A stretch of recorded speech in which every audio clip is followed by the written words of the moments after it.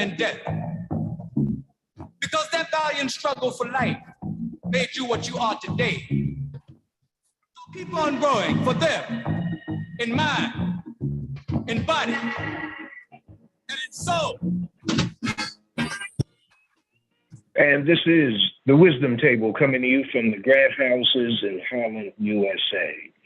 I'm Brother Leroy, thankful to the Most High for blessing us with another day on this good earth, another day to do some good for ourselves and for others, and building up a reserve for us that comes in the law of return. The more good deeds you do, the more you get in return from the universe. This is the July 13th edition of the Wisdom Table.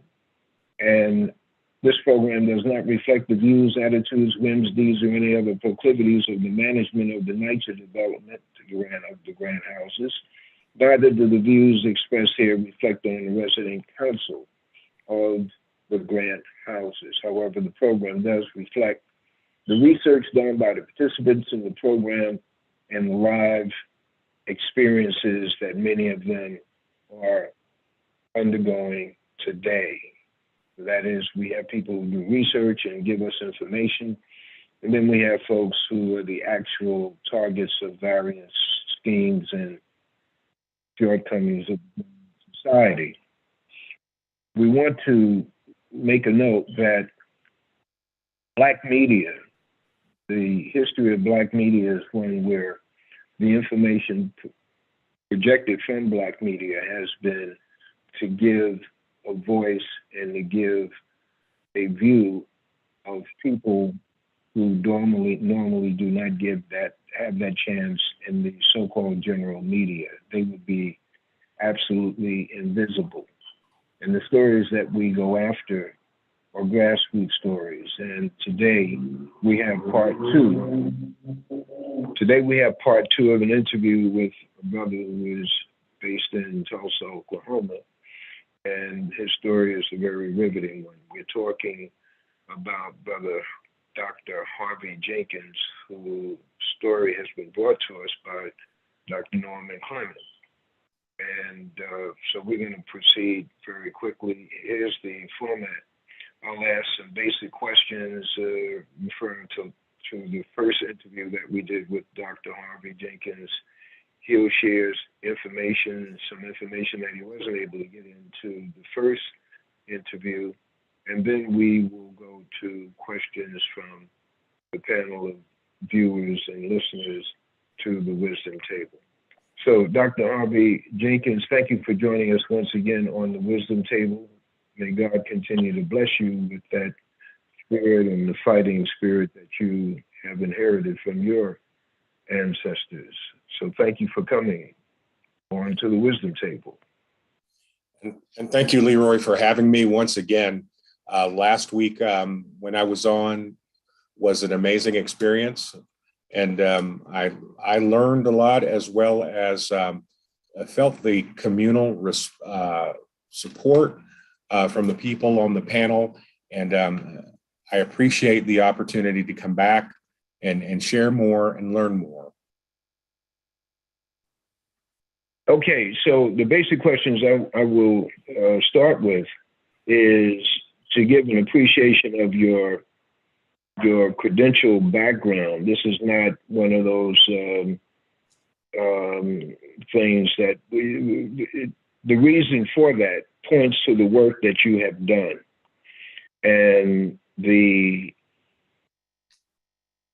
heights that you have reached, and how the charges that have been brought against you pale in terms of what you have achieved, how you've achieved it, and how broadly you have shared not only the knowledge that you have, but also given to various causes in the Black community without any hesitation at all. So fill us in on your credentials as it relates to your education and the point at which the state of Oklahoma has moved against you, and then we'll go into the other parts of your life that has not been shared with this audience on the Wisdom Table. So please proceed. Yes, and thank you again. I've had an amazing life, and part of the wonderful blessing of my life was to be raised by two people, Fanny Jenkins and Harvey Jenkins, senior PhD, who were raised at a time where Black people really hadn't fully realized their humanities and rights. And so they were had come up during a time where civil rights was an important issue to their survival and their ability to thrive. And so they participated in the civil rights movements. And like I mentioned at the last visit, they took the water hoses head on, like other young people during their times, to allow themselves opportunities and to allow their children to have those same opportunities. My mother was a grade school math teacher. My father was an art professor at an HBCU called Fayetteville State University, which is now known as the University of North Carolina at Fayetteville. And he was the chairman of the department until he retired about 10 to 15 years ago. They instilled in me and my sister and my little brother the importance of education. Education allows individuals like me who have color in our skin to be able to transcend some of the things that they were not able to. So in my background was the emphasis on discipline and understanding the value of an education. And so that inspired me. At age 14, when I was with my father, who was pursuing his PhD at the University of Wisconsin at Madison, my talent was recognized by the powers at the high school that I attended. And they gave me an opportunity to attend the University of Wisconsin at Madison and take a few courses. And this was quite an exciting period of time for a 14-year-old who knew that he wanted to go to college to be able to take a course with the rest of the grown-ups and to be able to learn. I did very well in those courses, but I still had to go back to high school and complete my education there. And so after my 11th grade year, I graduated high school and attended the University of North Carolina at Chapel Hill, which was one of the big state schools in North Carolina. And I was fortunate enough to be awarded a scholarship. And so my expenses were covered. During my time as a 15-year-old turning 16 at the University of North Carolina at Chapel Hill, it was an experience of having to learn how to grow up really quickly. Although I knew how to open a book, read that book, and take tests and do well on them, I still wasn't mature enough to sort of handle the world that was awaiting me once I had finished. But even in that time, during my studies and during my personal growth, I knew that I wanted to become a physician. I knew that I wanted to become, I thought I wanted to cure cancer because it seemed strange that no one had done that yet. And at that point, I didn't understand the intensity of the effort and the knowledge that would need to be acquired before cancers could be cured. But as I matured in my educational progress, and as I followed along that pathway, I certainly began to understand why certain problems in health and medicine and science have yet to be answered. I still didn't want to participate in the effort. Once I graduated from University of North Carolina at Chapel Hill, I studied biochemistry at West Virginia University Hospitals. Why did I do that? Why West Virginia? Oh, just because it was like far away from home, and I knew that it would be different than my previous experiences. I still needed to grow up, and I needed to find my own way outside of the influences of my parents. And so I spent 5 years in West Virginia pursuing my PhD in biochemistry and essentially learning how to be a man, an adult. Once I finished my PhD, actually before I actually finished the degree, I decided now I was mature enough to embark upon a career in medicine, and my abilities and knowledge that I'd learned in the quest of the PhD degree could be applied to my study of medicine. There was a funny accident which occurred during my preparation for the MCAT examination for entrance into medical school. I over prepared and I didn't realize that I was doing that, such that when I took the MCAT, I scored perfect scores in 2 of the areas and near perfect ones in 3 of the areas. And the only score that was not near perfect was my reading score. I've always been a slow reader, but that unfortunate incident gave me leverage in the admission process. I had only applied to 4 or 5 schools that I was hoping that I would get into one of them. But once the scores became available after I had made the initial applications, those schools were very enthusiastic about having me come to interview, and they were all really good experiences. One of those schools, Duke University School of Medicine, happened to be the #3 med school in the nation at that time, behind Hopkins and Harvard. And I didn't apply to Hopkins and Harvard because I thought I would never be able to compete among those applicants. But Duke was the only really special school in the group of schools that I applied to. They brought me in with 4 other students on a special day to make us an offer to come to their medical school. And that was something that I hadn't anticipated before being courted to study medicine, because before that time, I really didn't think there was anything special about me. I obviously accepted their offer. I got scholarship money to go. And so I was assured that I would end my medical training with a lot less debt than other students incur when they study medicine. And I finished the Duke curriculum in 3 years rather than 4 years. At that time, 1 year prior to when I anticipated I would be able to graduate, I decided that I wanted to go into orthopedic surgery.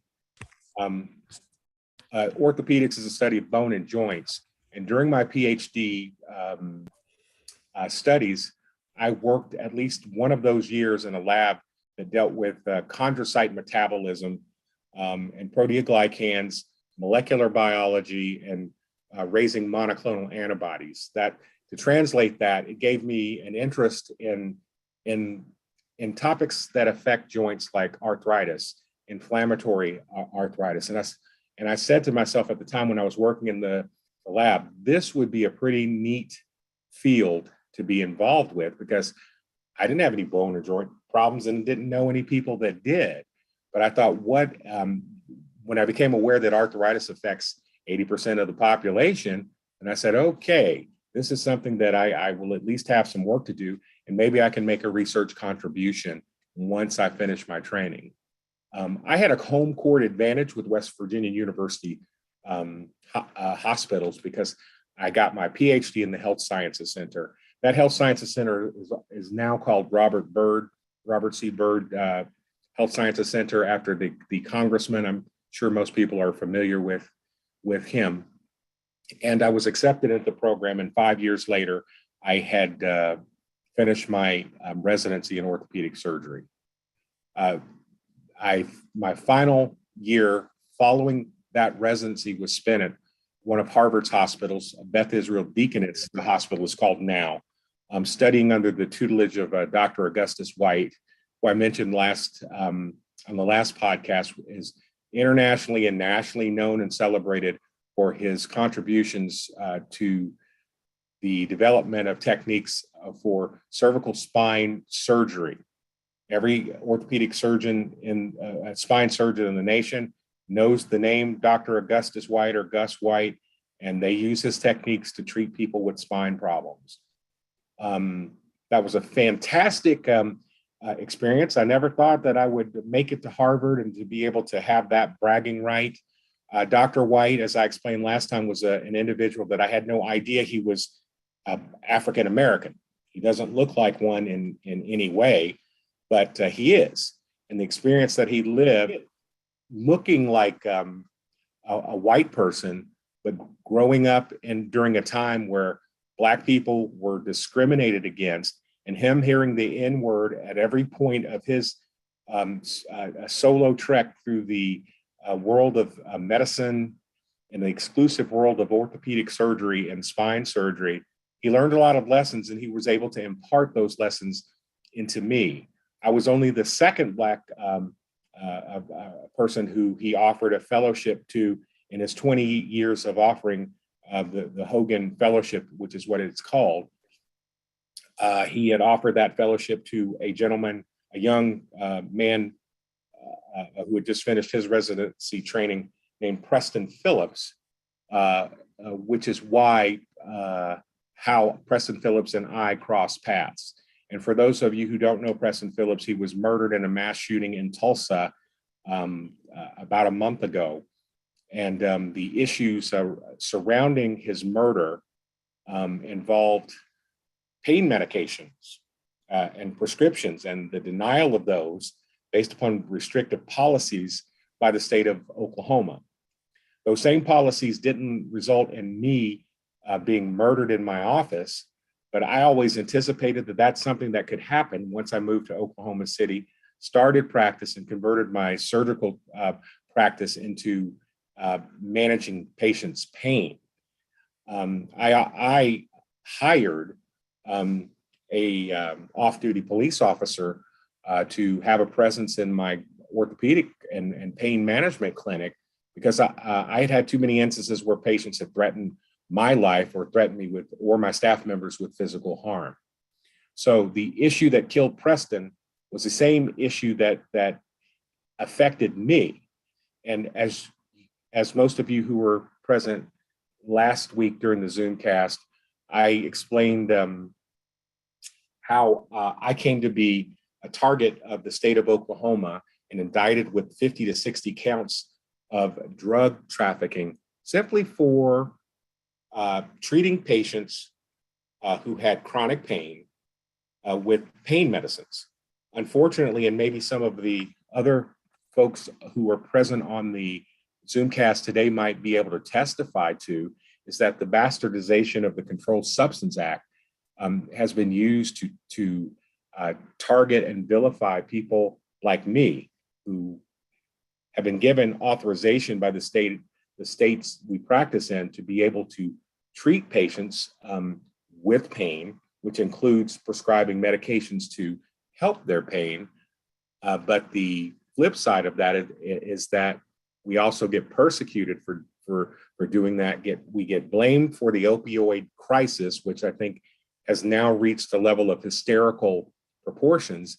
And several people like me have been sentenced to 20 to 30 years in prison simply for prescribing a prescription, and the state or the federal government doesn't like the way that they're doing it.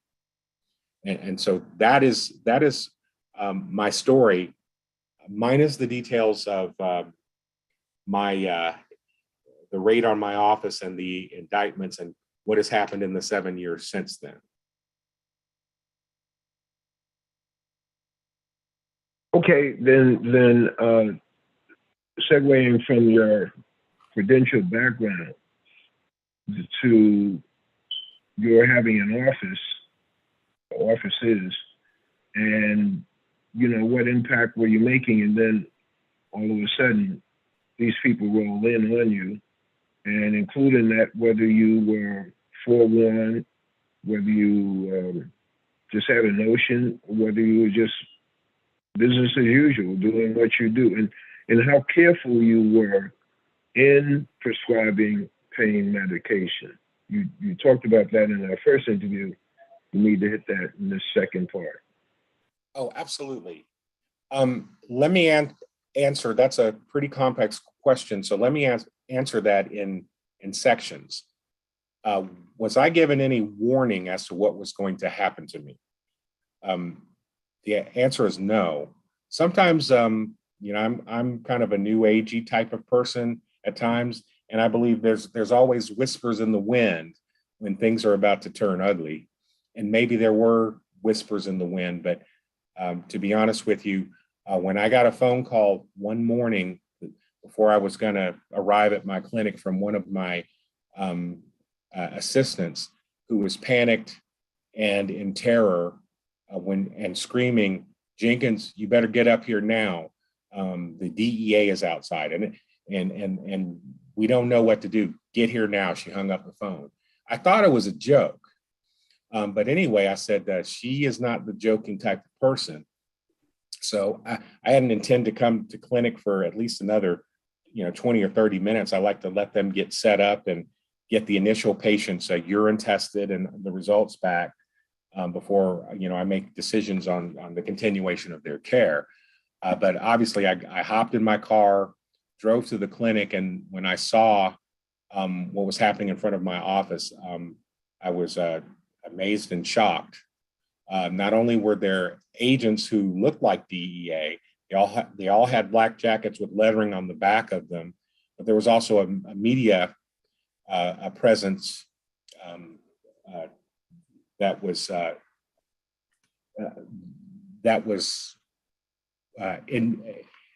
injected on this circus that was happening in front of my office. And so I really thought I had stepped into the land of the bizarre. I drove behind the office into my parking space. And then when I put my key in the door, an agent was right there in the door telling me that I wouldn't be permitted to enter. I asked him for the reason for his presence and if he had a warrant. And then he said, "Yeah, hold on." And he slammed the door of my office while I waited outside. And then maybe a few minutes later, he came with some types of legal paper authorizing apparently the actions that he and his group were taking on my office. Meanwhile, my staff members were inside up against a wall. There were patients still there who were wondering what the heck was happening here. And then they were all escorted outside where they got their chance to give commentary to the media folks. And I think all of the local stations, television stations were present.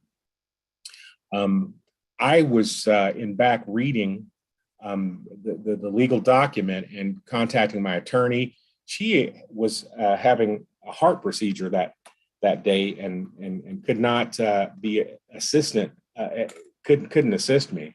So her office transferred me to another lawyer who agreed to serve in that role for the acute period of time until I was able to find a counsel that could take over for whatever was going to happen. The agents were in my office for a period of 5 or 6 hours before they would let any of the staff members go. They took documents, files, computer drives, pretty much anything they wanted to that wasn't nailed to the wall or the floor. And then it took a period of days for me to realize what had happened, what was going on, and why. They had submitted a search warrant affidavit to a judge who signed off on it, suggesting that in layman's term, their suspicion that I was running a pill mill. And a pill mill doesn't really have a legal definition, but it has media connotations that none of which are very good.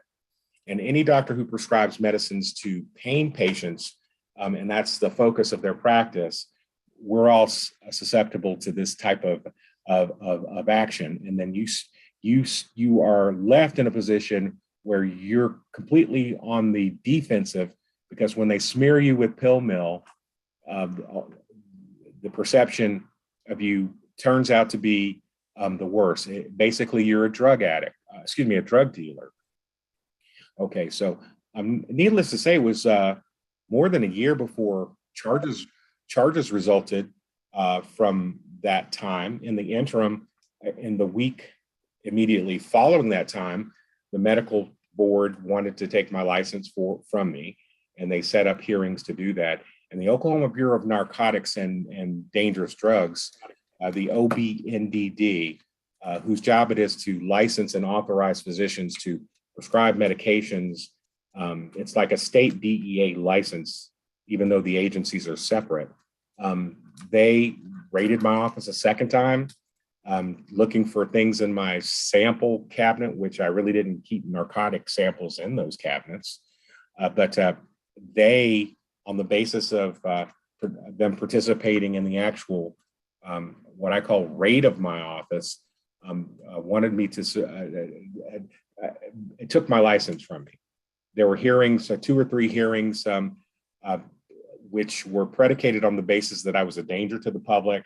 And on that basis, in a miniature administrative hearing that was a kangaroo court, they took my license. And so that effectively ended my ability to practice at all.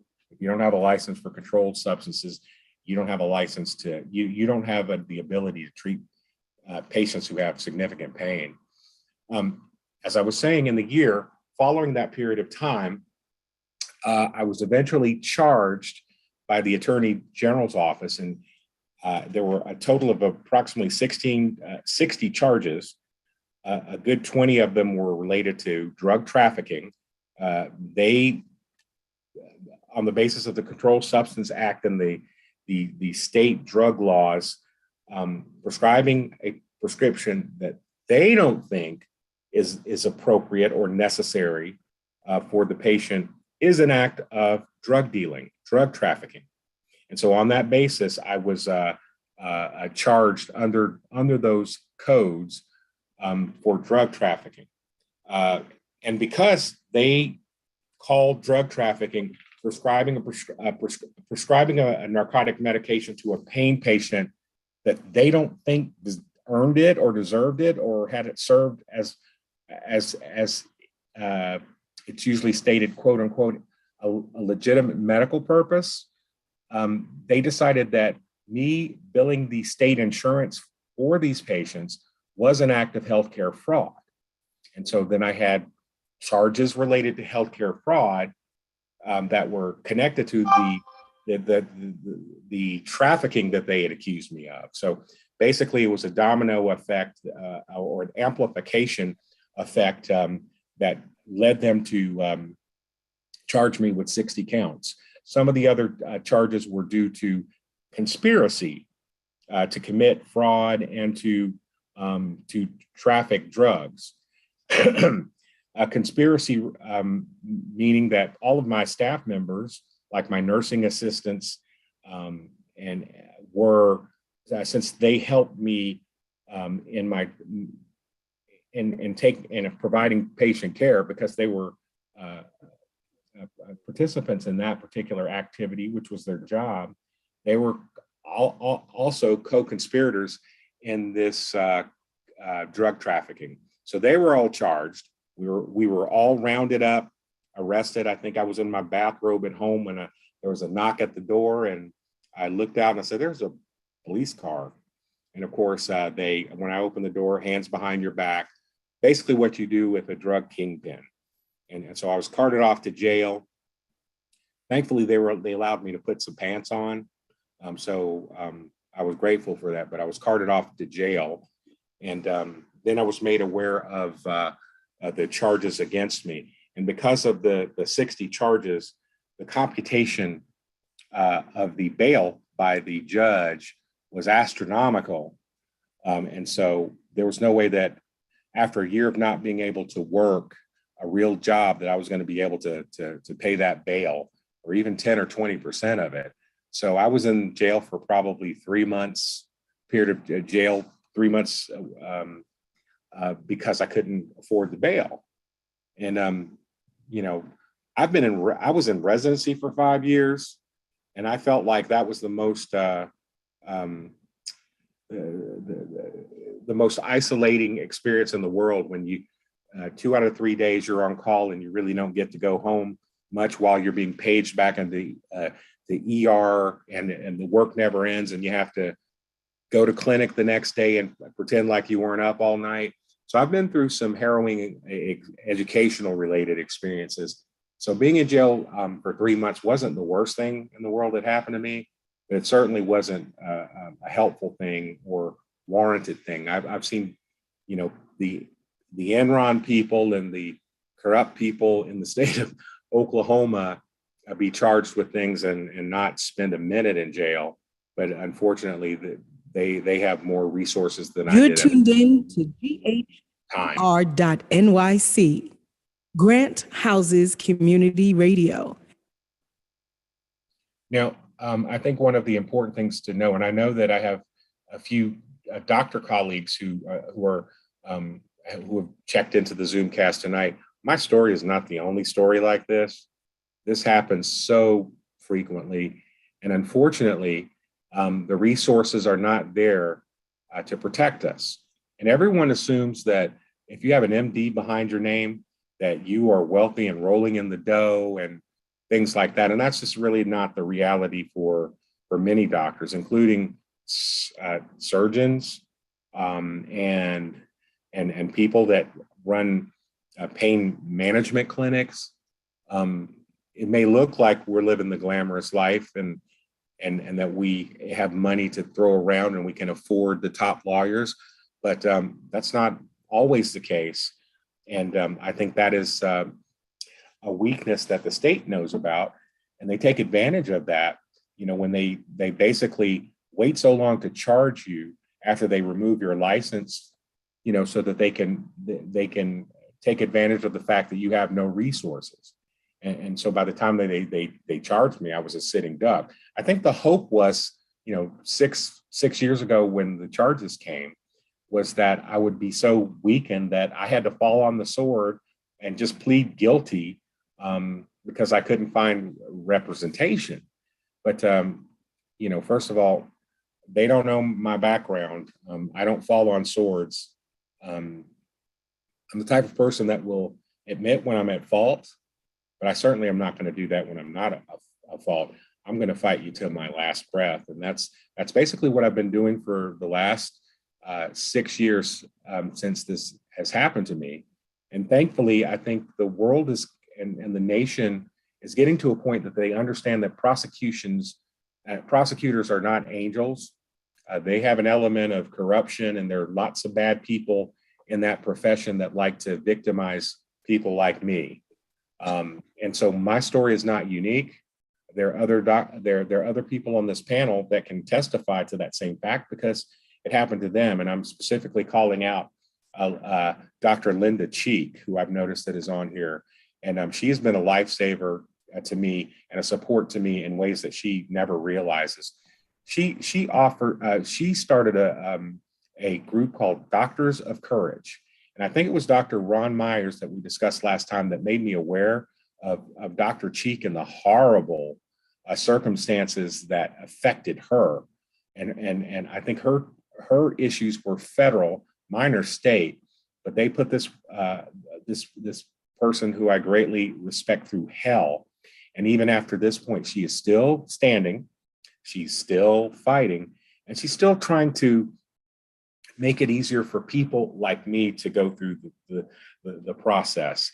And part of her group effort is that she has people in the group emailing about particular issues that can pertain to all of us, like the recent Supreme Court decision. And we're all trying to figure out how that protects us or how that will benefit us in our own typical specific situations. And even though the decision really has given encouragement to people facing trial like me, there's still other people that have already been convicted. There are people that have already been convicted and already served time. And this ruling does probably have a bearing for them that is positive. And so all of us and our representatives are trying to figure out what exactly this great ruling can have to benefit us all. It may be something as simple as for a person like me who's pre-trial, again, 6 years waiting for trial, but my pre-trial may be preempted by this situation and my charges could be dismissed. That's the best case scenario. Or it may be that just when I do go to trial, my jury is instructed differently to know that the state has actually got to prove now that I, quote unquote, knowingly and intelligently or intentionally set out to break the law, which is something that they won't be able to do unless they're psychic, because there's no evidence that I knowingly or intentionally did anything except try to help patients. And so these are the issues that are, and then the other flip side of that, for the people that who have already been convicted and are serving time or have served time, is there a way to get those people out of jail, their convictions vacated, and at least begin the process of some restoration or reparations? And that's what I hope for some of the members of this group who have been damaged by this whole process. And again, I have to thank Dr. Sheik for her work, writing books, finding out information. Some of us do have legal training in this group. There's some, I recognize today there was an MD, JD, who was in our group and participating. And some people, based on their circumstances, have had to learn a lot about the law just to be able to defend themselves. And, I'm pretty sure at some point Dr. Sheik will be granted an honorary JD for all of the information that she's learned through her process. And some of us may be able to work in law firms to assist them, after our individual stories are determined. So I think that answers most of your question. Dr. Jenkins, just to clarify, was this, when you look at it from this point, was this a collaboration between the DEA and the state of Oklahoma? The state of Oklahoma is the one that's brought charges against you, is that correct? That is correct. No, the DEA is not involved in my case, and I was never on their radar. I guess I was not important enough for them, nor was the federal agency that administrates Medicare. They didn't seem to be bothered by the way that I practice either. This is definitely a state of Oklahoma orchestrated production. At the time, a man by the name of Scott Pruitt, and I'm sure many of you are familiar with him, was the Attorney General of the state of Oklahoma. Scott Pruitt had aspirations of becoming governor of Oklahoma in the next election cycle. And so it was important for him to make himself appear like he was really tough on crime. And so I believe that is how I came into his radar, is that I treated a lot of poor patients who had Medicaid insurance, which is the state administrated insurance plan, because nobody else in the state wanted to see them. I have no problem with that. I come from humble backgrounds, and at that point I had never been impoverished, but I'd also never been rich either. And so I had no problems with taking care of people who were poor and doing so in a dignified manner. When other family doctors found out that there was somebody who was enthusiastic about seeing the Medicaid population and treating their pain, they immediately sought me out and referred patients to me. So I was always busy, and I was never looking for the next patients. Those doctors continued to refer to me because I did so in a careful manner. I did urine drug testing every visit to make sure that the patients had the right medicines in their system that I was prescribing, and there weren't any street drugs, the combination of which could put them in danger. We had a watertight narcotics agreement that the patients signed where they agreed to follow these rules, not to accept pain prescriptions from other doctors, to notify us if they've had to go to the emergency department, for pain-related issues and received a prescription on those basis, to caution them about a responsibility with these medications. Don't lose them because we may not be able to refill them. Don't loan them out to other people. And if we have evidence of that, then I no longer feel comfortable in this agreement to continue in your care. And the reason why I did that is because I was trying to make pain management safe for these patients and to prevent diversion. And even the state will tell you that I was ahead of the curve in terms of the measures that I had in place in my office to prevent medications from getting on the street. And at some point around 2011, the opioid epidemic hysteria began, not just in Oklahoma, but nationwide. Now, how that affected me is that I was seeing a lot of Medicaid patients. Urine testing is very expensive for these patients, and doing it monthly to assure compliance and safety is very expensive to the state. And unfortunately, Oklahoma, for political reasons, did not accept the Obamacare money and funding for Medicaid, and it was completely on the basis of we're not going to support anything that particular president does. Unfortunately, because they did not accept the funding for the Obamacare exemption or whatever the term for that was, the Oklahoma Healthcare Authority, which is essentially controls and administers the Medicaid system in the state, was at a $72 million to $256 million deficit. And this was reported in the media prior to any of these circumstances that happened to me. To my practice alone, taking care of I wouldn't say the majority of Medicaid patients in the state, but a good percentage of them was expensive to an organization and agency that was experiencing that big of a financial deficit. My practice, I estimate, costed the state about $10 million. If we accept the value of $72 million as being the deficit, then $10 million is a pretty sizable percentage of that amount. And so I believe that the state decided one way to get rid of that expense is to take away Dr. Jenkins's ability to practice. And one of the ways to make sure that's permanent is to drive him into the ground and destroy him. And so I believe this was Scott Pruitt's orchestrated a plan, not because he had anything personal against me, but he needed a villain, and I made a good villain. The reason why is that outside of I wasn't known in the community. I wasn't like a local celebrity. You know, the people that knew me primarily were my patients, but I was very charitable. I did things for the community.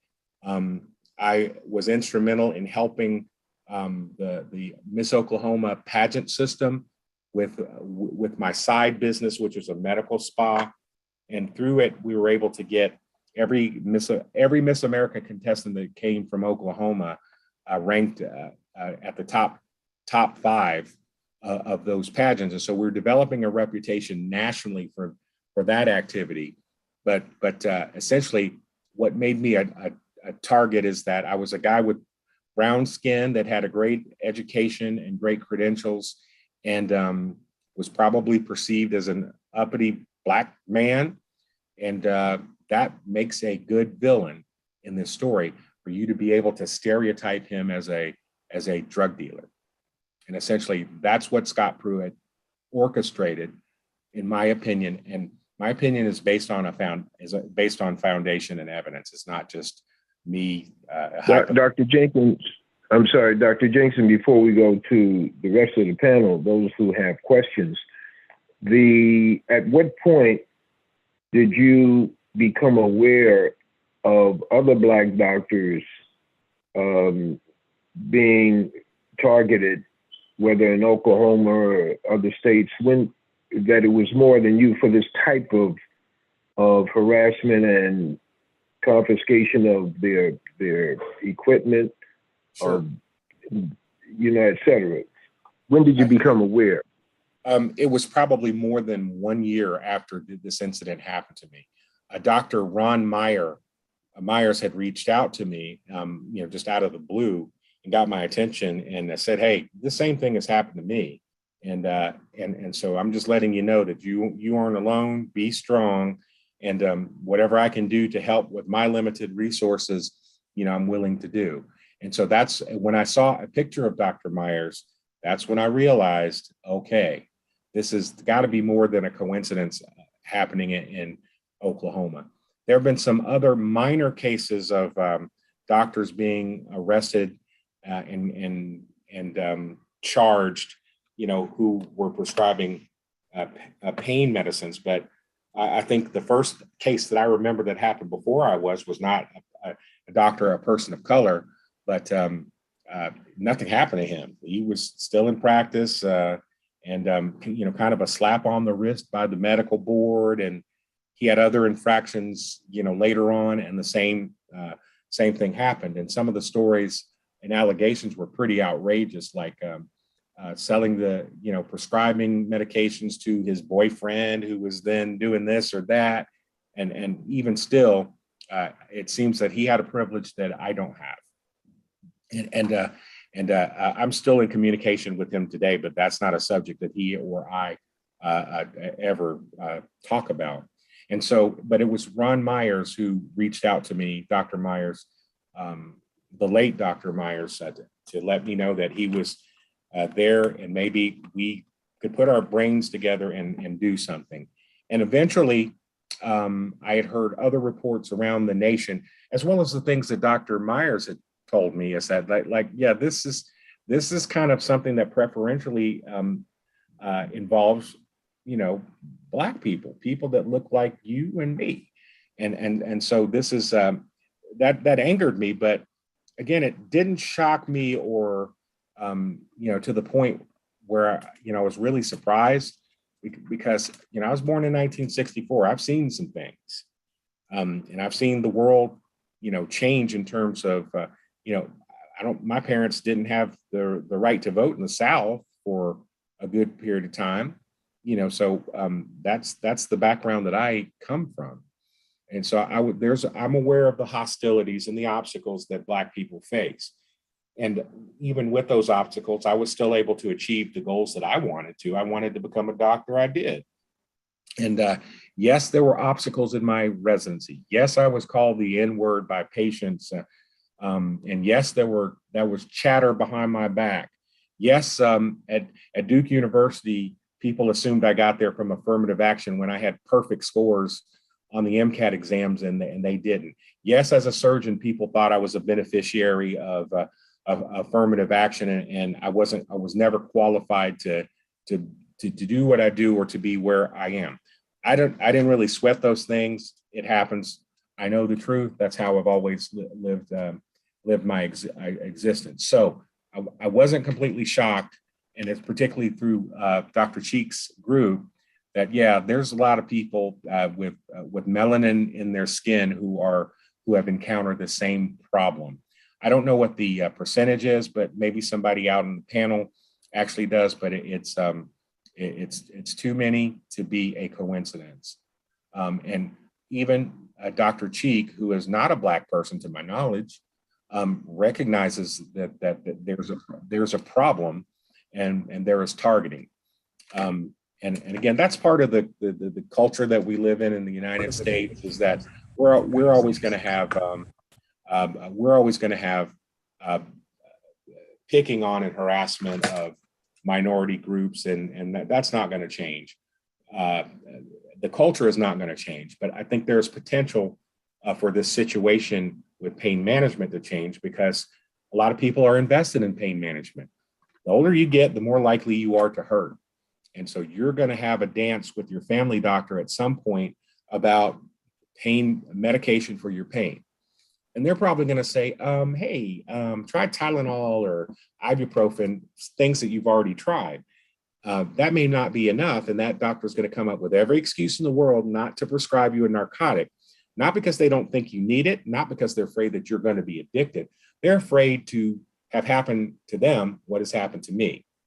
And so what they're going to try to do is refer you to a pain management doctor. And when that doctor sees you, he or she, a good proportion of them are going to try to perform interventional measures to control your pain, like injections and radio frequency nerve ablations, instead of writing your prescription for a medicine for your pain, which in many cases is all you need to do is prescribe the medicine that controls the symptoms. The patient functions fine, and you need to monitor them. So The other percentage of doctors out there that you may be referred to for your management of your pain, are going to be ones like me. But however, many of those pain management practices have closed down as a direct, in my town, in my area, as a direct result of what happened to me. Many of them don't know the circumstances, and they may have an opinion about me that's favorable, which is the case most times, or unfavorable. He must have done something to deserve it. He must have been prescribing medicines to people in public parks, which was like one of the outrageous accusations and smears, that the media took with and ran with. But the truth of the matter is, a lot of patients now are suffering because their doctors are afraid to prescribe them medications for their pain.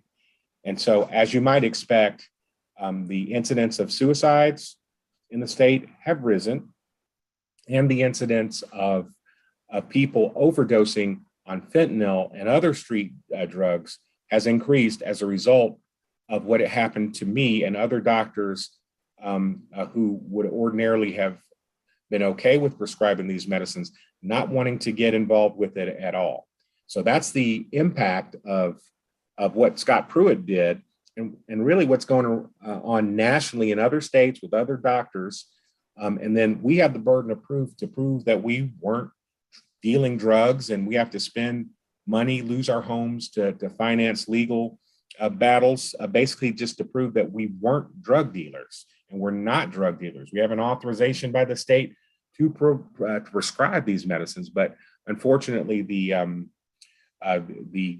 prosecution has an upper hand and unlimited resources. It's a David versus Goliath battle, and all of the advantages are in their favor up until the Ruan decision 2 weeks ago. Okay, so we are now open to questions from the audience, and the engineer will help me with that unless people want to Dr. Norm got his hand up. Go ahead. Dr. Norm Clemens got his hand up first. Oh, yeah. Hey, thank you very much. Thank you very. He had his hand up a lot. Go ahead, Dr. Norm. Oh, thank you very much. It's good to talk with you, Dr. Harvey, again. I wanted to, I came over some very interesting cases in terms of how Ruhan, even though yours is a state case, or state involvement, has to do with you. And there was some very interesting articles I stumbled across this morning. I think it's a gentleman named Jeff Singer who did a very good presentation today about what's called law enforcement meddling into medicine. And I think if you listen to that, he breaks it down pretty much as to what Ruhan means to providers, what it and the role that law enforcement has to play now, that this is knowingly and intentionally, and if there's something and he says that if the DEA or any of these state agency comes by your office now and they see something they don't like, that's regulatory, and it has to be referred to the medical board, that they don't have no authority to come in and try to dictate medical procedures as they've been doing to doctors. So that's just a note that I wanted to make to you.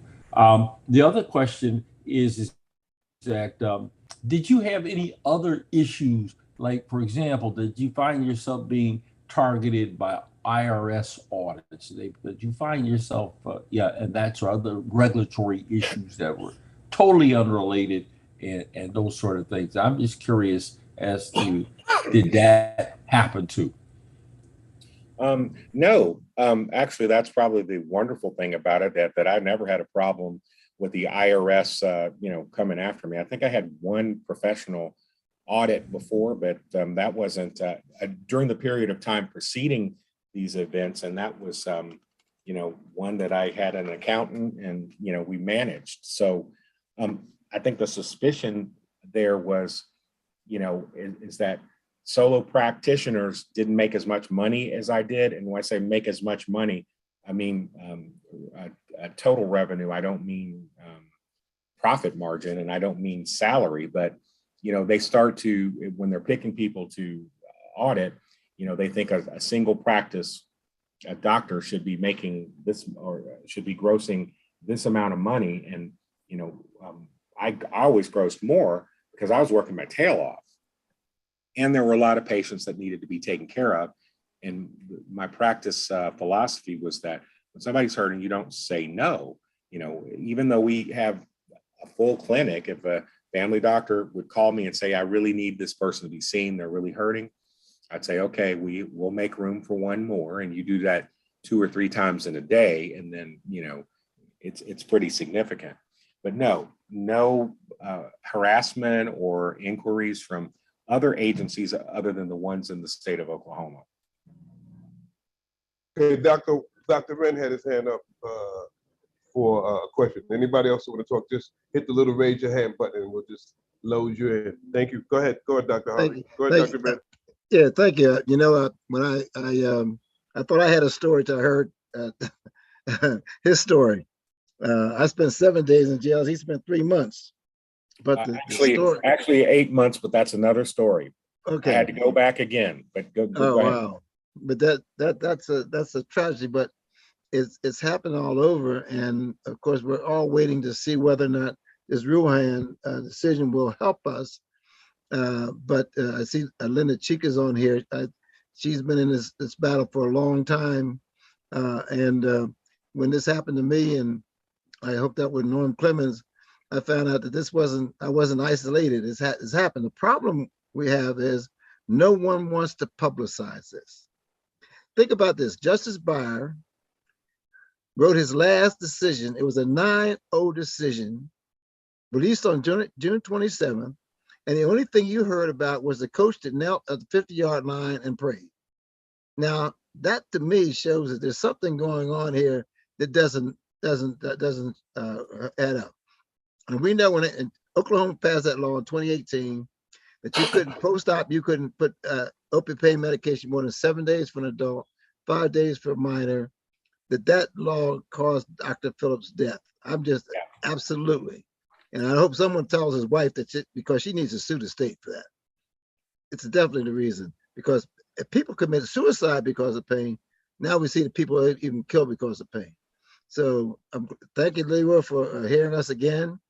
And hopefully some of the other people, I see a lot of names I recognize on here because some of them have gone to jail already, some of them haven't. And I did introduce a resolution for the National Medical Association House of Delegates, and hopefully we may get somebody to say something. And I say may, because it's not, all the medical organizations to date have been impotent when it comes to helping us with these other issues. Yes, and Dr. Wren, I saw your email message today on the Doctors of Courage thread about that particular issue. And yes, I'm not a member of the NMA. I was a student NMA member when I was in school. I was a member of the AMA for a couple of years once I left my training, and I didn't really see any value in continuing that because I didn't see them as necessarily an organization that advocates for physicians. I'm not sure what they do, but I've not seen them step in the way to try to protect doctors from this type of situation now that they are clearly aware that this is happening. I would hope that the NMA at this point would be very interested in this issue because as I've tried to tell people, Preston Phillips was not just an orthopedic spine surgeon, but he was the best. He was the best of the best in this field. And if you don't understand that or believe that, ask the man who trained him, who's the one that's internationally known and recognized, about this man. He will say, it was my honor to train him, and he is the best and the best. He won't say that about me. He'll say he had a great sense of humor and he was good to patients, but he's not going to tell you what he would say about Preston Phillips. And I say that with the utmost humility because Preston was really a superstar. And you couple that with the fact that he was a Black man, children coming to him or adults coming to him and seeing that man in a white coat, the power of that ability to inspire people is life-changing. Preston never had that when he was coming through Ivy League undergraduate schools and medical schools to see a surgeon, an orthopedic spine surgeon in a coat. So Preston had to find his own way. I had to find my own way until I met Dr. White, and then learned that, yeah, Preston had climbed the mountain before me, and so I could see my vision coming into reality. Dr. White never had that. He had to fight his way to get into Stanford Medical School and to get his position and residency at Yale. So they don't realize that a murderer shot him and killed him. But the policies that led that patient to assassinate Dr. Phillips is what needs to be changed. And people in the state of Oklahoma need to recognize that you think you're being cute by formulating a policy that makes it seem like you're protecting people from addiction and protecting medications from being on the street. But that's not the problem. That's just the statistics bear out that Lortab on the street is not what is making people overdose. Medicines prescribed by physicians on the street are not what's causing people to overdose. It's fentanyl being imported from other places and sold on the street that is leading to these overdoses. But because we have these policymakers that want to pretend like, let's make the doctors the boogeyman, then you'll run into situations where patients have inadequate pain control, and they blame the doctors. And so they have three choices: go out in the street and buy the medications, commit suicide, and I've known patients to do that, or go to the doctor's office and murder him or her.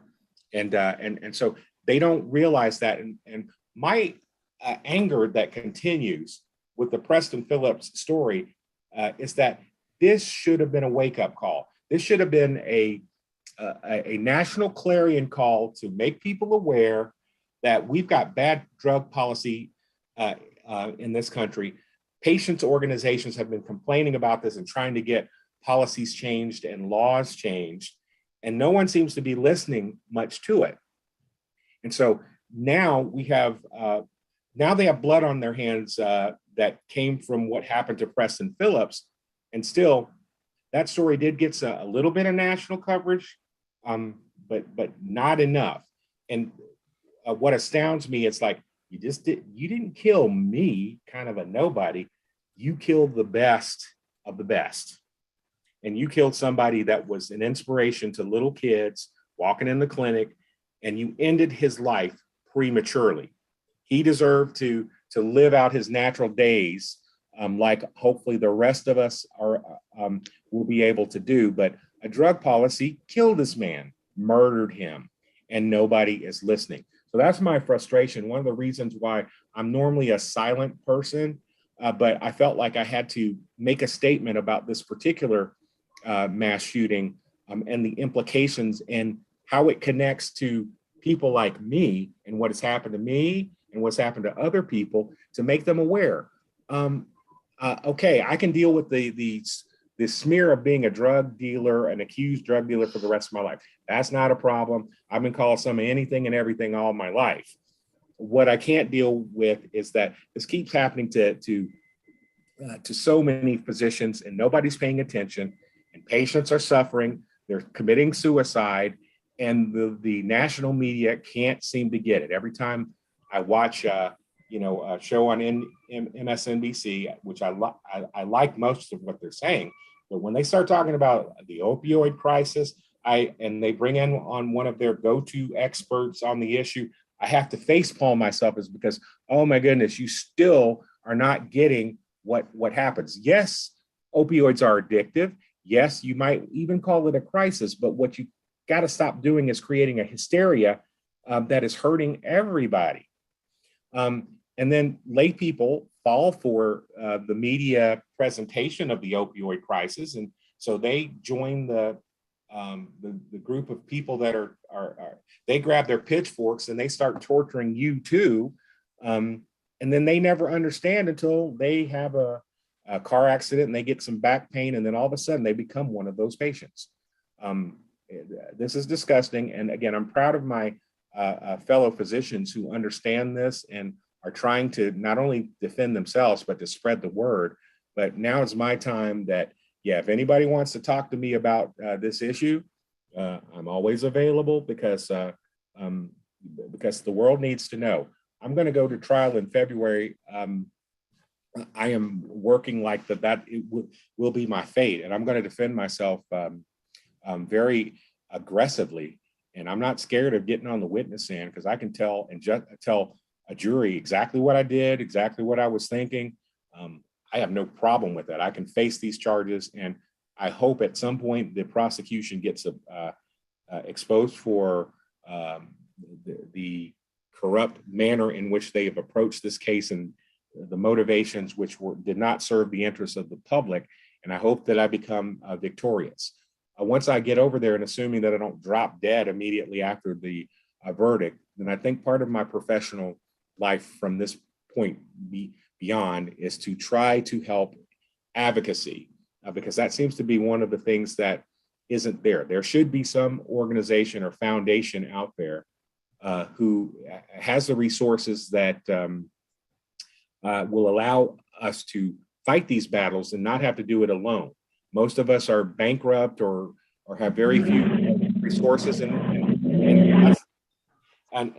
that's the only way that you can fight these battles. I mean, I have the good fortune of meeting or accepting a Facebook friend request from somebody who turns out to have a lot of experience with overturning convictions, vacating convictions, and getting people who have been wronged closer to justice. And that person who was on the panel now or was, has taken, knew about my story and has made it his personal pro bono effort to get me set free. And, if you don't believe in the higher power when somebody like that appears in your life, you sure start to believe once that happens. And so I am hopeful that with all of the Supreme Court decision and just the right people coming into my life, like the people on this panel, that I will end up victorious. And then maybe the way that I pay it back is to go help people that are still in the situation. Okay, Dr. Harvey, thanks, Ben. The next person is Dr. Cheeks, who's had her hand up for a long time. And I just want to say, Doc, you're saying a lot, and this is where it all begins, where people get in and start telling the truth. So go ahead, unmute yourself from Ms. Cheeks, Dr. Cheeks, and go. Okay, thank you. You answered one of my questions, Dr. Jenkins, and that was what the status of your case is. The other part of that, why has it taken 6 years for you to finally make it to trial? What's been the holdup? The holdup has been multifold. First of all, they expected me to fall on the sword, which I didn't. I've been fighting them every step of the way with my attorneys, and that has obviously prolonged the process. Reason number two is this case has a lot of documents. It fills up several gigabytes, close towards a terabyte worth of files that have to be reviewed in order for them to defend me properly, and the other 3 or 4 defendants that were associated with the case. Having multiple defendants also prolonged the case, and then COVID happened, and our court shut down in the state of Oklahoma for a long period of time. My pretrial hearing took more than 1.5 years, and as I understand, pretrial hearings, preliminary hearings was 1.5 years. I've heard most of those take like a week or less to do that. But with the number of witnesses, from the Attorney General's office, the IT guy, the P&P guy that monitors that administers the database, the agent who raided my office, all of the records, it took 1.5 years for them to try to make their case. Once the preliminary hearing was over, the judge decided maybe within a few months after that that the evidence did not support charges against my office members because the Controlled Substance Act and state statutes did not include staff members following the orders of their boss. You can't really call that drug trafficking, and these are employees and trying to keep their jobs, and they weren't intentionally doing anything illegal. So they were dismissed from the case. And so the COVID sort of slowed things down. And a month, 2 months ago, we had a pretrial hearing because the trial was originally set for April. And my heart went bad in October of last year. I was diagnosed with heart failure, ejection fraction of 30, and I was getting sick and I didn't know why, and I felt like I was going to die. So then I was work up for the problem after they diagnosed it because I didn't know what was going on. I thought my heart was good. And I was wearing a life vest for a while, a defibrillator. And then right around the time of April, after the third echocardiogram showed that I had not improved on the Entresto and Farxiga, the other medicines that help this type of heart failure, the decision was made to implant a defibrillator and pacemaker. And so that was scheduled for April, but so that would have interfered with trial. So we made a motion that we delay the trial until I could get my defibrillator, because the state decided that they agreed with me and they didn't want me dying in the middle of trial because it was a bad look. And that's probably the only thing that the state and I agreed on. Now, the judge in the case, 4 judges into it, because they've all retired or whatever. The new judge, the judge who is new to the case, really doesn't have a criminal case resume, but she has seen one pain case before this. Her next availability, because the last judge retired and she had to inherit his criminal docket, was in February.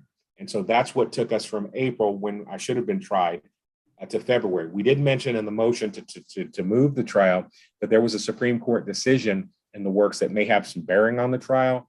So that was our good fortune to be able to take advantage of the possibility that Ruan would benefit us. And in fact, I believe it did. We just need to figure out how. So that's what took 6 years. Okay. Well, I just want to thank you for mentioning me and the Doctors of Courage. And I also want to say, since we hardly ever have a chance to talk personally, I really enjoy your sense of humor. On Facebook, you put so many little short quips and little stories that are just so funny, and it just brings a. It's just great to have when you have somebody that's under fire like you, to still have your sense of humor and express that. It's just, it's heartening to see that. So I just want to tell you, I appreciate that from you. Thank you. Now I'm embarrassed, because if I knew that you had seen the posts that I post, I would not be posting them. It's just like if my mother was still alive, I would not be on Facebook, or I certainly would only be posting stuff about going to church. And so that's funny. I do have a strange sense of humor, but that's not my real personality. That's just a part of it. And that's part of how I cope with what could have depressed me and put me, in a hospital, for depression, is that I can laugh when I'm entertaining other people and making them laugh. And the people who know me are laughing hardest, because they know in real life, this is close to who I am in real life. I talk I talk like I'm a newscaster, or if you ever heard Eddie Murphy imitating a white man, everybody tells me, yeah, I sound like I'm Eddie Murphy imitating a white man. And so, I'm very, straight-laced. I barely go out, but my sense of humor is not like that. I joke about lots of different things. And mainly what I try to do is expose irony and hypocrisy, and sometimes to get people to think about the horrible things that are going on in this world. You have to make it funny. You have to make them smile in order to make them think later. And maybe that's my mission, or what my power is right now, when I'm kind of in a situation where I am powerless. Thank you for doing that. And I'm embarrassed that you've seen some of the things that I've written, because that's really not me. That's just one side of the dark recesses of my mind, or one of my multiple personalities. The real me is kind of what you see here, except my posture is probably better than it is in real life, and maybe I curse more than I've done on this podcast. So, okay, Dr. Harvey, you got one question. Norm wanted to know how much time did they ask you, or did they offer you any time? And Neil's been waiting very patiently with his hand up, and I'm sure your attorney who was on it, she just popped back in, so maybe she has a question after. So answer Norm's question, and then let's get Neil in here. Unmute yourself, yes. Neil. To answer your question, how much time, initially when I was charged, and the number of charges and the amount of time associated with each individual charges, and as I told you, as I suggested, there were 6 patients that related to the trafficking charges, and because I saw them, there were 6 more charges for billing for prescribing to them, because they thought the prescribing was not legitimate, and then there's 6 more charges related to that, for conspiracy issues. All the charges were stacked. Each charge is associated with a certain period of time. And so the assistant attorney general told the judge during my first bail hearing is that I was looking at 6 life sentences based upon those 60 charges.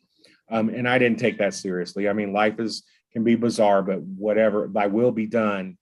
But that was ridiculous. 7 years later, as we're getting close to trial, the attorney general's office is becoming surprisingly negotiable. It's a game of chicken, and finally they realized that I was in for the fight. And so now they're looking for about 10 years, which to me is ridiculous, because I don't want to serve 10 years for a crime, for crimes that I didn't commit. But again, they're becoming more negotiable. And I presume the closer that we get to February, that they will probably be down to something reasonable. And even at that point, I think if I have to spend another day in jail, then I'm no deal. I'm not going to spend another day in jail. The issue will become if they say, hey, you've suffered enough, and how about we just call it even? You admit to these things and we'll recommend no time or probation. Then I may be interested in doing that, just so I can move on and move out of the state of Oklahoma. I don't, but any agreement that involves me spending 1 minute in a jail or a prison, I'm going to fight them like I've been fighting them for the last 7 years. And okay, Neil's got a question. Hold on. After Neil had his hand raised up, I just want to get him. Go ahead, and then Dr. Esther will take over. Go ahead, Neil. Okay. Well, I didn't have really a question. I just wanted to add a comment that I'm also an attacked physician. I was also helped by Dr. Cheek. And, there are a bunch of attacked physicians I have seen pop up here. Doctors of Courage is a non-for-profit, and they are also joined by American United International. And I see Dr. Zena Crenshaw Logos here also attending. And they've been trying to bring awareness to this and other injustices throughout the country, but especially this prominent injustice that has caused the death of Dr. Preston Phillips in Tulsa, Oklahoma. And I just like to make an introduction to Dr. Zena Logos, so she could just mention what's going on in terms of resolving this issue, hopefully permanently. Dr. Logos, could you say a few words? Thank you so much, Dr. Anand, and good evening, everyone. Just a quick background. I went from being a civil trial attorney focused on complex civil litigation, personal injury litigation, plaintiff's personal injury litigation, and then started in 1998. I became a full-time human rights defender with a focus on really the effectiveness of the U.S. legal system in protecting human rights. And particularly accountability with regard to court officers and the judiciary in their role in violating human rights, orchestrated abuse of the legal system, and the problems that I'm aware of through Doctors of Courage. You can describe it as government overreach, abuse of power by these executive branch agencies and the medical boards. We often refer to it as weaponization of the legal system, but I've been a part of addressing this problem as a human rights concern. And it's interesting because the doctor has described what we filed on Friday was basically a class action submitted to the UN Human Rights Council, and we're alleging we're really challenging vendetta prosecutions that are based on unconstitutional grounds such as race. And what's interesting is these vendetta prosecutions are effectuated through illegal means, which include collusion with judicial officers. And the collusion is basically just a implicit or explicit agreement to deny whoever's a target fair and impartial pretrial proceedings or trial. In a criminal, so this vendetta prosecution is, of course, we're focusing in on criminal law, and as Dr. Harvey described, the prosecutors that get you in their crosshairs, and a significant motivating factor is things like race or religion or other improper classifications, what has been described apparently is some of the targeted doctors would fit into that category. We've also been exploring the prospect of creating a class where we're advocating for the doctors and the pain patients on the premise that the right to pain treatment is a human rights. So this is the way we're challenging it. But what I really want to bring home is the United Nations has already determined that the U.S. lacks effective redress when it comes to these allegations that you go in, you have the executive branch organizations or agencies overreaching, and then when you go into court, the judiciary seals the deal as opposed to being given a fair and impartial outcome where you all should be able to prevail, with your legal representation. So the United Nations determined that if that's your charge, that this is a vindictive prosecution, or you're being denied pain treatment, and you're not getting a fair outcome through the legal process. And it's a variety of theories. Sometimes it seems like the judge is very much engaged in a collusion to deny you your rights. Other times it's about, your defense attorney is afraid to make the hard arguments and really push back against the prosecution. All of that still relates to the judiciary, because the lawyers that are afraid to really rock the boat, we're regulated by the judiciary. And also the prosecutors are very insulated from accountability by the judiciary. And that's the point that the United Nations have acknowledged, that when you are alleging that somehow the judiciary is complicit in the doctor's inability to reasonably protect their human rights, there's a lack of effective redress. And that's and that doesn't mean no one ever wins. It just takes too long, it costs too much. The victories are few and far between. Now, this is the last few points.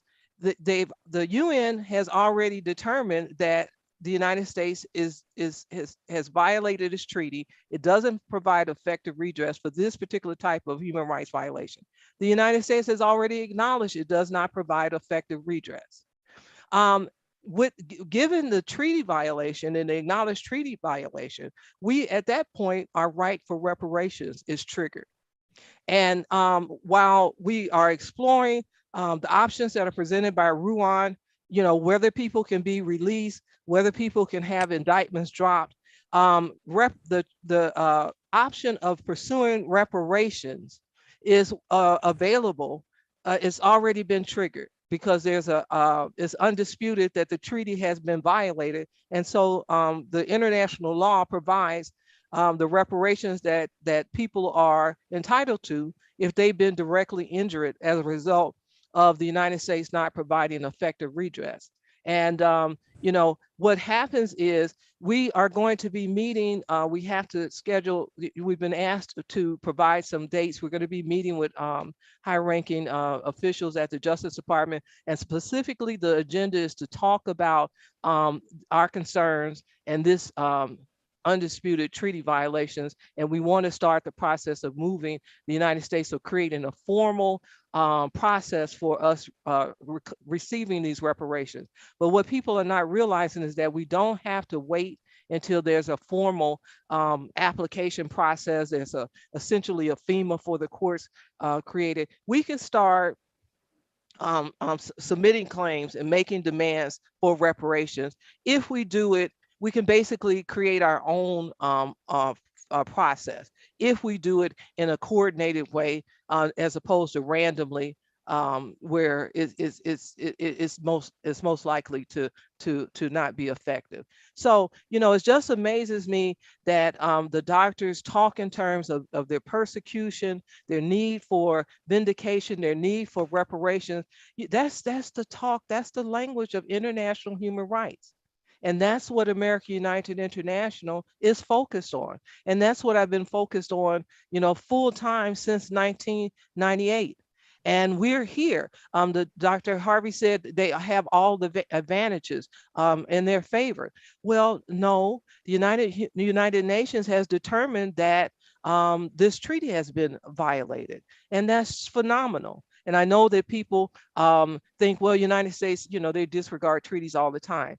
But the difference with this is we're not challenging the United States' use of government power, because that's very debatable. You know, for one person who thinks Guantanamo Bay should be shut down, there are other people saying keep them in there. So what I'm talking about is when there's a use of government power, even though it's popular to condemn what the United States is doing, having the death penalty, not adequately protecting children, but it's a debate about use of power.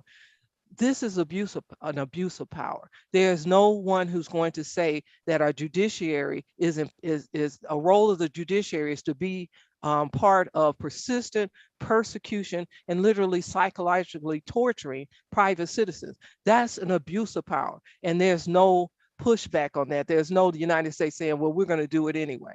So we've got a lot more leverage than people may think. And I encourage you all to take a look at AmericaUnitedInternational.net. And then we also just started VictorHellHostage.net. And he is the face of this vindictive prosecution.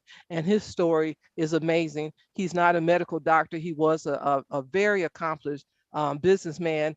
And he was a multimillionaire. And let me just say this, he went to trial, and the wife of his trial judge was the husband of his trial judge was his primary business competitor. So vindictive prosecution is apparent racial motivation. So we do have a lot more leverage than people may think. So I hope we have a chance to collaborate. Thank you, Attorney. Dr. Esther, before you go, I just want to remind Brother That's okay. Leroy to unmute his mic. Unmute your mic, Brother Leroy. And of course, Dr. Norm had his hand up again, Dr. Esther. Once again, Dr. Norm had his hand up. Doctor, two questions. Give you the okay, Dr. Norm? Okay. Okay, yeah, two questions about Dr. Zenia. One, Brother Leroy, I think you need to do a separate show concerning this issue. And two, Dr. Zenia, you need to You're join tuned in with to GHCR, Grant Houses Community Radio, home of the Community News Service. I'd like you to boiling water, at least with hold Dr. on, Wren please. and be in Atlanta. Okay. That frog will boil. As a metaphor for us and all that we go through as veterans, it's a story that rings true. We learn to endure the heat in silence. We apply what we learn to life, the bills, the job, the family, things we're expected to handle with ease. Life heats up around us. We just try to stay afloat. We let the water boil. Reaching out isn't easy, but you've never been interested in easy. You joined because you were not afraid of hard work. You are not a frog. If you or a veteran you know needs support, don't wait until the water boils. Reach out. Find resources at va.gov/reach. That's va.gov/reach. Brought to you by the United States Department of Veterans Affairs and the Ad Council. Yes. Okay. Can we speak now? Yeah, I like to say this, and I like to for you. One of the things I love for you to do is have write up that just like your presentation. Somehow get that presentation as a separate presentation to the National Medical Association and light fire under these guys who I think who Dr. Wren is got a proposal, a resolution to see action on this, because this is all too important. And we lose guys like Dr. Phillips, and then turn around and are inactive. And that's pretty much all I have to say. Okay. I want to ask Dr. Harvey about Augustus White. Could you tell me where he can be located? I don't know how to even ask that question. Yes, I should be able to do that, even though I haven't talked to Dr. White in many years. He tends to treat his fellows as family members, but I have not been a good family member to him by being not maintaining the connection. He is retired now, but I believe that he is still involved in working with Harvard Medical School. And so he's not the type of person that has a social media presence. That was never his thing, but he can be located very easily with his the tracks. He's on the board of pharmaceutical companies, or has been, and he continues to be a force working towards diversity and medical education. And I think Harvard is a good place for him to be in that association. He lives in the same town that I forget the name of, that Brandeis University is in. His home is not far from the school's campus, but he also has a penthouse apartment in the Prudential Center in Boston. He can be found at either of those places. But if you need me to find him, I can find him. I can find people who, I don't have his phone number anymore, but I can find people to track him down. I have not seen an obituary notice, so I know that he is still around and still doing what he can for the cause. But yeah, there needs to be a Netflix documentary about this man's life. It is so fascinating to hear him tell his story about overcoming, and not just by being Black, but by being Black and invisible because he didn't look Black. Well, really? Okay, we'll see whether we can find him, because I was fascinated about the story, and the two people who he tutored and pushed and supported was you and Dr. Phillips. Yes. You didn't see a need to call him, but we'll talk about that later. Yeah, we'll talk about that later. Yeah. It's like I have trouble talking to my own dad sometimes because I know that I will cry. Okay. That's why I was wondering. That's what I was wondering. But we'll touch base with that real soon. Real soon. Absolutely. Okay. I see how you get so filled up. Yeah. Don't make me cry on here. Don't make me cry on here. I will do it, and it won't be pretty. Right. I love when men cry. That's a sign of manhood. Okay. Anyway, do we have anybody else who I think we have Sister Joyce. Are you available? No, she has a difficulty coming in, you know. Okay, anyone else? What happened to Brother Leroy? Hold tight. Is Brother Leroy on the podcast? Brother Leroy's having a little trouble unmuting himself. Okay. Dr. Esther. But I suggest that, you know, we set up for part 3 of this very interesting discourse, and bring back some people so we can get more information again about all this. Yeah, I was away from the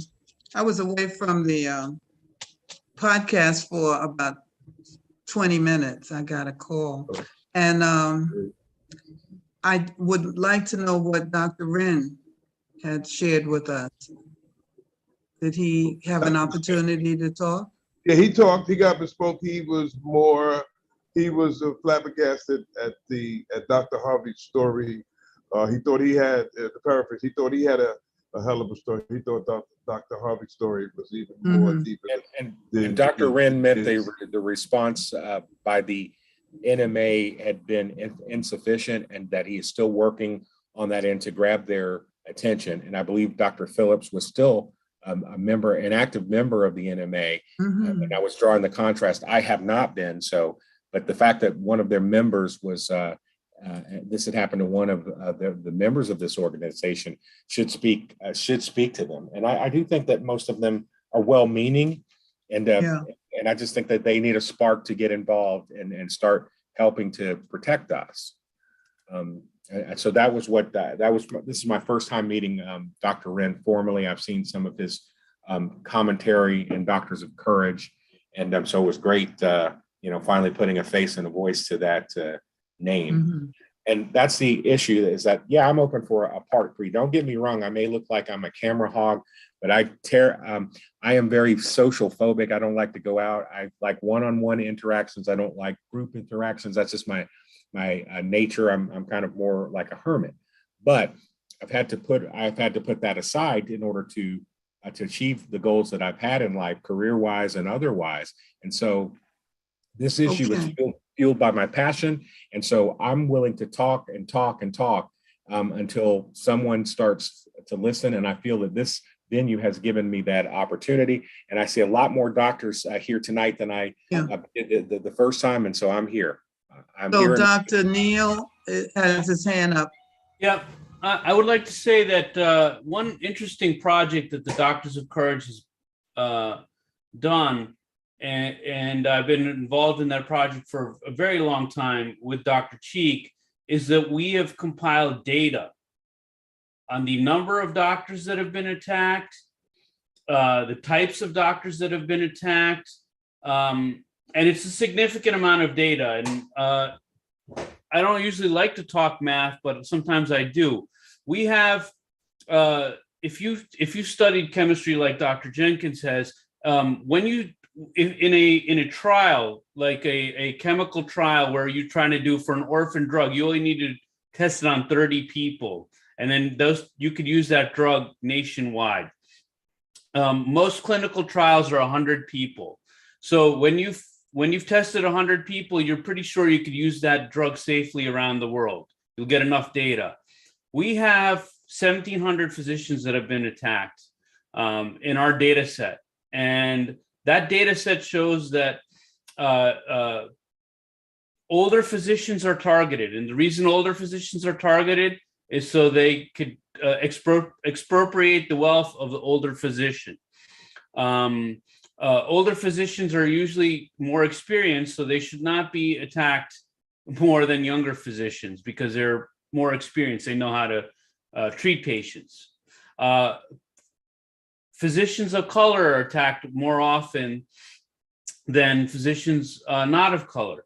And the physicians of color that do actually end up going to jail or prison go significantly for a longer period of time than a person not of color. So it works two ways against you. One, you're indicted more often, and two, if you do go to jail, you're going to go to jail longer. Independent practice, huh? I said, what a surprise. Sorry. All right. And then another thing the data shows is independent practitioners.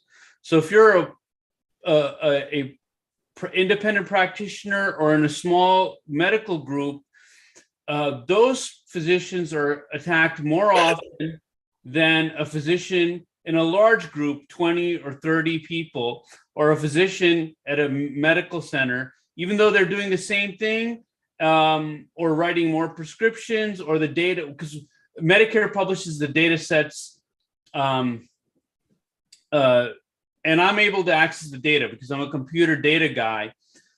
So I'm able to see how much Medicare pays any physician in the country.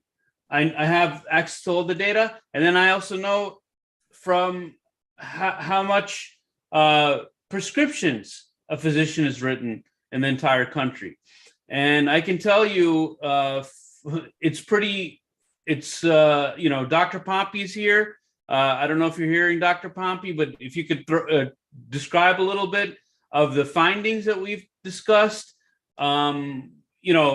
The policies are discriminatory, and Dr. Pompey's in law school also, in addition to being a physician. And I'd like to have him discuss a little bit of how all these discriminatory practices and its correlation with the law. Go ahead, Dr. Pompey. Unmute yourself. Unmute me. Okay. Good. Yes, just like I have to thank Dr. Cheeks, because after when I was first indicted, and then back in 2016, without Dr. Cheeks was the first one to reach out to me, so I'll be forever grateful. And with regard to the data is very clear that Black, brown physicians are very well, are highly targeted. And then when you compare the actual data and see how much does a particular physician prescribe, then you can truly compare one physician versus the other. We can see that those Black and brown physicians, we are not overbilling more than average. We're not the number one prescriber. So the data definitely the data definitely looks at a money grab. And you can follow this whole process by simply following the cash. What happened is this: one physician get indicted, right? If you get indicted by the state, the state take the money. If the state push the case on to the DEA or to the feds, the state gets a portion, the feds get a portion. And then the reason why all the physicians are targeted is because that most older physicians, if we are in private practice, we have our own independent pension plan.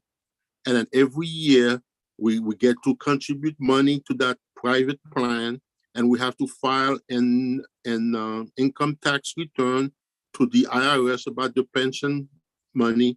They know exactly how much money is in our pension plan. So then when you look at HFPP, which is the Healthcare Fraud Prevention Partnership that combines together with Blue Cross to entrap physicians, then they can say, okay, if I spent $200,000 to nail a physician, chances are he has $1 million in his in this the pension fund, and that's a very, very lucrative return, because you have to figure this. Somebody retires at 65, right? You have to have money set aside for the next 30 years. So everything it is toward the dollar. And then what they do is that they change the evidence standard, right? For doctors up until this latest case, whereby they just have some doctors come in and say, well, Dr. X did something wrong, and then Dr. X goes to jail. At least now it will seem to me that they have to abide by traditional criminal law beyond a reasonable doubt. And the way it is right now, any physician can go to jail, because if you write 10 milligrams of one medication, they can find another doctor to say you should have written 9 milligrams, because the law is not clearly set. It is ambiguous, and therefore they can use their discretion to their advantage. Yeah, I will pass it on to the next person. Very Okay, interesting. Doctor. Very interesting. Mm-hmm. See, it is a very complex problem, because politicians, right? If a politician, let's say there's 100 potential voters, he knows or she knows maybe there is about 20 pain patients, and then at the most, he can get 20 votes, but you have 80 people who may be against those 20 patients, and then that's where he's going to get his vote at. So politicians simply look at one simple factor: how many votes can I get? That's why the abortion people fighting hard, the marijuana people fought hard, because they realize this numbers game. And I think that chronic pain patients need we need more a voice on the outside, so that the politicians will look at us. But it has to be some kind of a be able to deliver a block of votes. I'd like to say one more thing, then I have to excuse myself. They also attack doctors based on the patients we are taking care of. They target my doctors that are in rural, underserved areas.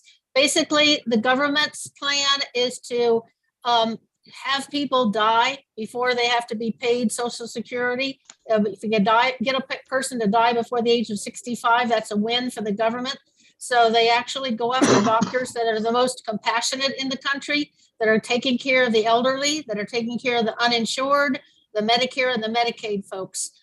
Those doctors are specific targets, in addition to being minority and the things that other people have mentioned already. So I told this, I saw this when I was first attacked in 2006, and I was telling this to my patients. The government wants you dead. And they couldn't believe it. But now, after my second attack, and after I went into prison and I could no longer practice anymore, 10% of my patients had died. So the government was laughing all the way to the bank. So that's another thing to think about. But thank you very much. And I do need to excuse myself. I've enjoyed the meeting. Thank you. Thank you. Dr. Esther, go ahead. Okay, so Brother Leroy, something happened to his mic. And I don't know what happened to Dr. Esther, but I think we should, Dr. Esther, are you back? Yes. Thank everyone for listening, and be sure to hear YouTube. Okay. Okay. Okay. All right, very good. Are we still Hey, on? Dr. Yeah. Yeah, we are. We could hear some of that. So go ahead. Right. Yeah. Something's happening with his mute button. Oh, okay. Okay. Brother Leroy, that is. But I told him, Doug, that we have already stated that we would like to meet as soon as possible again. We'd like to meet with the brother Neil. Dr. Neil, can he hear me? Yeah, I can hear you. And yeah, I'm we'd sure like to see the data. Yeah, we would like to schedule you in to come to our podcast and present again and with some of the information.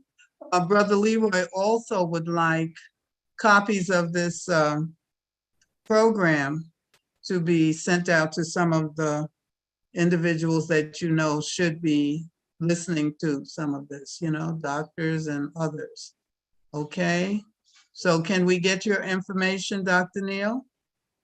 Yes, I'll send you my email in the chat. Excellent, yeah. And I was very impressed with the attorney, Zena. I hope she hasn't gone away. She had to leave. She's a really great freedom fighter, civil justice person. I've been trying to, she's well connected in the South. I try to have, I'm trying to get her message also out to other groups such as yourself. And I was hoping that if she could one day come on the program and discuss how she's trying to work with the United Nations, as well as help the doctors. Actually, she's partnered up with Doctors of Courage to solve the problem nationally and internationally. The doctors have been attacked, and it's quite a sizable number. Like I said, we have a list of 1,700. And there's more, that's the ones that we've classified. And I've filed actually a FOIA. I'm involved in a lawsuit against the United States government, Department of Justice, and then 7 doctors joined that lawsuit. It's currently in front of the District Court of Columbia right now, in front of Judge Colleen Catelli. Judge Colleen Catelli is quite a famous judge. She was the head of the FISA court. That's the court that grants wiretaps and whatever for the government. She was also the one that presided over Saddam Hussein's trial and the Microsoft trial. So, and we haven't gotten a shred of, we're basically asking, give us a list of all the doctors that you've attacked. And they don't want to give us a list of all the doctors that have been attacked because I have a feeling it's going to be like a Schindler's List kind of list, where there's thousands and thousands of doctors, or thousands of criminal restitution, and it's probably going to be a disaster. So every time I talk with the Department of Justice, I get the runaround, and what happens is so many doctors are interested, they file to jump into the lawsuit, and the judge is now trying to say she doesn't want more doctors to jump into the lawsuit or people to jump in a lawsuit. But I keep saying, if you want to jump into the lawsuit, jump in a lawsuit. And we're having another doctor trying to jump in because it doesn't cost anything for a doctor to make a filing and jump into the lawsuit. They just come up with different reasons where they don't want the doctor to jump into the lawsuit because it becomes difficult. I don't think there's ever been a time in history where there's been so many doctors jumping into a lawsuit But we're trying to get other organizations to hopefully join us and get involved and look at the data and help us. So we're that's what we want. Thank you. Okay, so you're going to send that on the chat? Attorney Zena's number, if you have it? Yep. And also your information. Sure. I'll send you my email. Yeah, I think we have Dr. Pompey. We do have his information. Okay, great. And I'll send you Zena's email. Okay. Was there anybody else who we're going to have to sign off, but we have some work to do when we sign off. So one quick thing, I wanted people to let you know that I jumped into that lawsuit and met all the qualifications, and they still managed to kick me off. They fought me. So Neil, what is Neil describing is we need numbers in that intervention. And all of this information, including this video and the last video of Dr. Harvey Jenkins, is found in You're Within the Norm. So I just want to point that out. Okay. All right. Someone has their hand up. That's your hand, Dr. Clement. Okay. Harvey, you want to sign off? We have some work to do. Yes, we have some work to do, and I'm so encouraged by being invited to this panel. And I just knew that there are people that haven't said a word on the panel who still exist, who have compelling stories, maybe ones that will put mine to shame, but their input is valuable, and we would all benefit from listening to what they've been through and what has happened to them. I talked to Neil for the first time about 3 weeks ago, and my jaw dropped. I thought my story was horrendous. His is worse. He's a prodigy who puts my records up to shame. And even a man as talented, a person as talented as him has encountered the same thing. So yes, I'm willing to be back and to take a back seat and listen to the wisdom that we're accumulating. And I imagine that if this topic continues for a while, the number of people participating will grow. I think people are interested, and this is how a movement starts. So we're going to try and get you back on for part 3, Dr. Harvey. Also with Dr. Neil, everyone will have an opportunity to present their information. Okay. Thank you so much, Dr. Pompey. Thank you so much. My first time seeing him, and we'll see each other in a couple of days, I hope.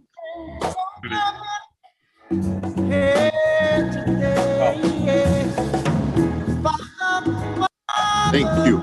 Thank you, engineer. Appreciate it. Okay. Oh, it's not the answer for all that conquer.